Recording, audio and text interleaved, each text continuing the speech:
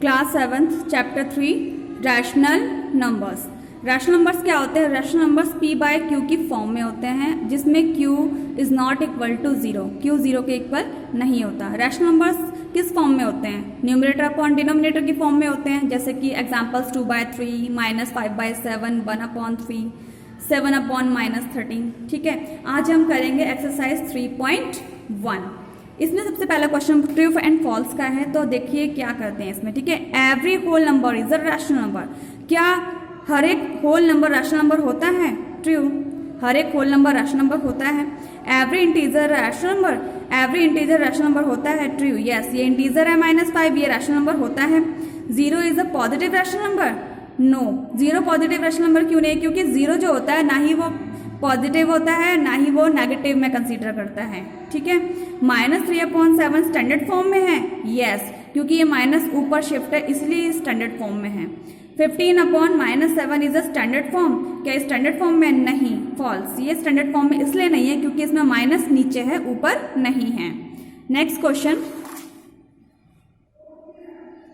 Right the following as rational numbers. Rational number में कैसे लिखेंगे? जैसे 15 है तो 15 के नीचे हम 1 लगा देंगे तो ये रैशनल नंबर में बन गया, यानी कि न्यूमरेटर अपॉन में डिनोमिनेटर। इसी तरीके से इसमें भी हमने किया। इसमें क्या करेंगे?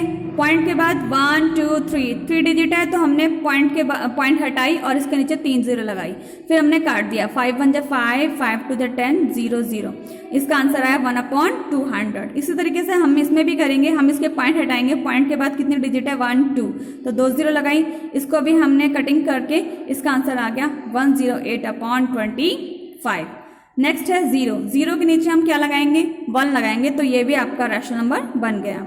इसमें हम क्या करेंगे? इसके पॉइंट हटाएंगे, नीचे 100 आया, फिर हमने इसे 5 के टेबल से काट दिया। 5 के टेबल से काट के आया 13/20। नेक्स्ट है right a rational number and it's opposite in the decimal form. कोई ऐसा नंबर लिखना है जो डेसिमल फॉर्म में हो और उसका अपोजिट भी हमें लिखना पड़ेगा। तो डेसिमल में हम नंबर लिख लेते हैं 0.56। अब इसका अपोजिट क्या होगा? अपोजिट कैसे होगा? ये पॉजिटिव है तो इसका अपोजिट क्या होगा? नेगेटिव।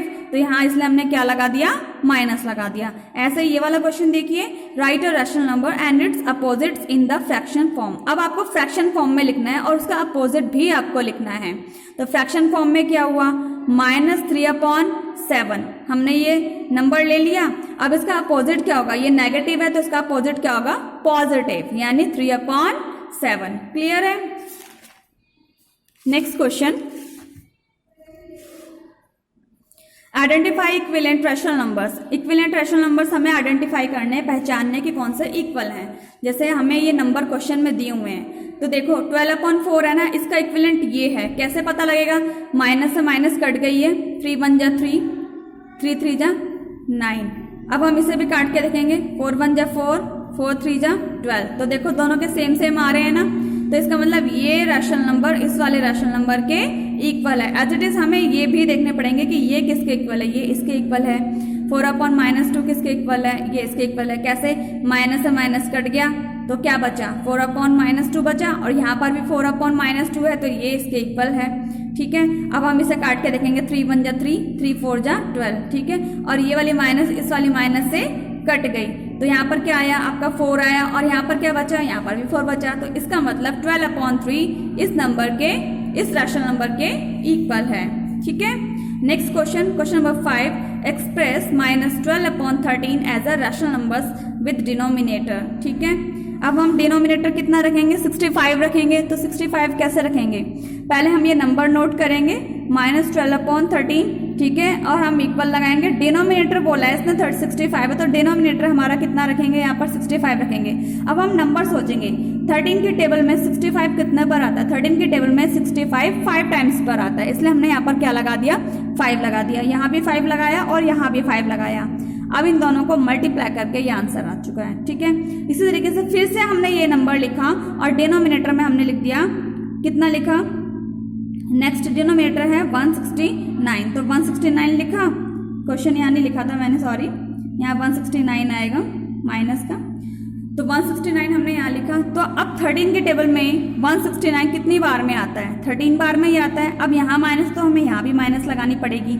तो ये -13 यहाँ लिखा है तो यहाँ भी लिखना पड़ेगा -13, ठीक है।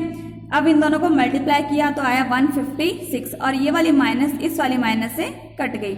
अब 13 को 13 से मल्टीप्लाई करके तो यही आ रहा है और माइनस भी यहाँ पर आ रही है, ठीक है। नेक्स्ट है 26 कैसे आएगा, डिनोमिनेटर हमने यहाँ 26 रखा। अब 13 के टेबल में 26 कितने पर आता है, 2 पर आता है, तो 2 हमने यहाँ भी रखा और 2 हमने यहाँ पर भी रखा। अब इन दोनों को मल्टीप्लाई करेंगे, 12 2 जा 24 और ये वाली माइनस भी यहाँ पर आएगी, 13 2 जा 26, ये आपके आंसर निकल गए। क्लियर है। Next question, express 5/7 as a rational numbers with numerator. अब न्यूमरेटर कितना रखना पड़ेगा, हमें 10 रखना पड़ेगा। तो देखो न्यूमरेटर ऊपर होता है ना, तो हमने ऊपर 10 रख दिया, ठीक है। हमने ये नंबर यहाँ नोट कर दिया। अब 5 के टेबल में 10 कितने पर आता है, 5 के टेबल में 10 2 टाइम्स पर आता है, तो हमने यहाँ पर 2 लिख दिया। 5 2 जा 10, 7 2 जा 14, ओके। नेक्स्ट क्वेश्चन है, न्यूमरेटर कितना होना चाहिए, -90, तो हमने न्यूमरेटर -90 रख दिया। अब 5 के टेबल में 90 कितने पर आता है, 18 बार पे आता है। जिन बच्चों को नहीं पता वो ऐसे डिवाइड करके भी लिख सकते हैं कि 5 के टेबल में 90 कितने पर आता है। आप डिवाइड करोगे तो 18 ही आएगा, तो 18 आपने यहाँ रखा और 18 आपने यहाँ रखा। अब यहाँ माइनस है तो यहाँ भी माइनस लगानी पड़ेगी, ठीक है। अब इनको मल्टीप्लाई किया तो ये आया, इनको मल्टीप्लाई करा तो ये आया और ये वाली माइनस इस वाली माइनस से कट गई। नेक्स्ट है आपका न्यूमरेटर कितना होना चाहिए, 45। 5 के टेबल में 45 कितने पर आता है, 9 पर आता है, तो 9 आपको यहाँ भी रखना पड़ेगा। 7 9 जा 63 और ये वाला माइनस आपका यहाँ शिफ्ट हो गया। नेक्स्ट क्वेश्चन वो ये कह रहा है कि कौन सा पॉजिटिव है और कौन सा नेगेटिव नंबर है। पॉजिटिव प्लस वाले होते हैं तो ये पॉजिटिव है, ये देखो ये माइनस है तो ये नेगेटिव है। इसमें माइनस से माइनस कट गई तो ये पॉजिटिव है। इसमें ये वाली माइनस से माइनस कट गई लेकिन ये वाली माइनस बची हुई है इसलिए ये नेगेटिव है। क्लियर है। Next question,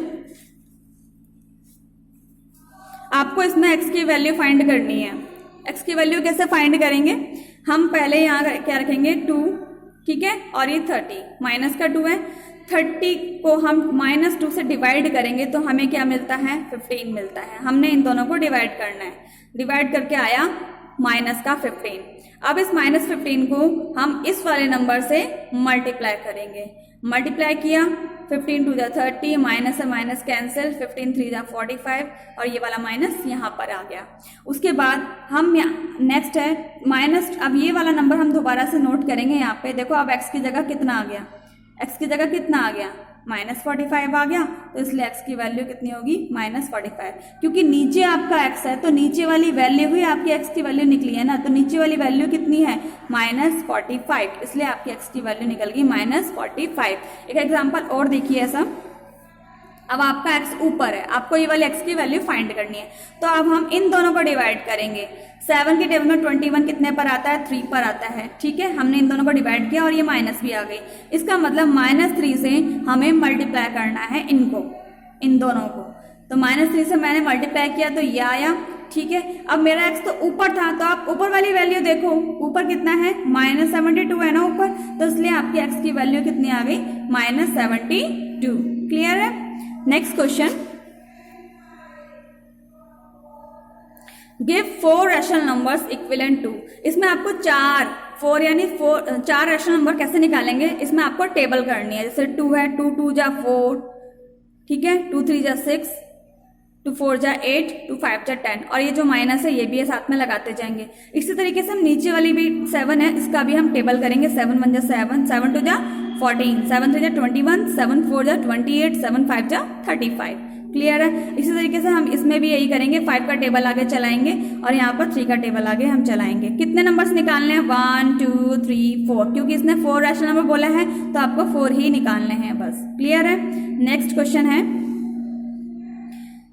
rewrite the following rational numbers in the simplest and standard form. आपको सिंपलेस्ट फॉर्म में करना है और स्टैंडर्ड फॉर्म में भी करना है। सिंपलेस्ट फॉर्म में हम करने के लिए क्या करते हैं, कटिंग करते हैं। जैसे ये क्वेश्चन है, हमने ये लिखा, तो ये कौन सी टेबल से कट रहा है, ये 4 के टेबल से कट रहा है। 4 2 जा 8, 4 3 जा 12, तो इसका आंसर आया -2/3। क्या आया, -2/3। नेक्स्ट है 35/- 45, इसे हम काटेंगे 5 के टेबल से। 5 7 जा 35, 5 9 जा 45, कट गया। अब ये ये जो नीचे थी ये हमने ऊपर शिफ्ट कर ली, क्योंकि स्टैंडर्ड फॉर्म में मैंने आपको बताया था जो माइनस होती है वो ऊपर ही होती है। अगर बाय चांस ये नीचे है तो ये ऊपर शिफ्ट हो जाती है, तो इसलिए माइनस यहाँ पर ऊपर ही लगेगी।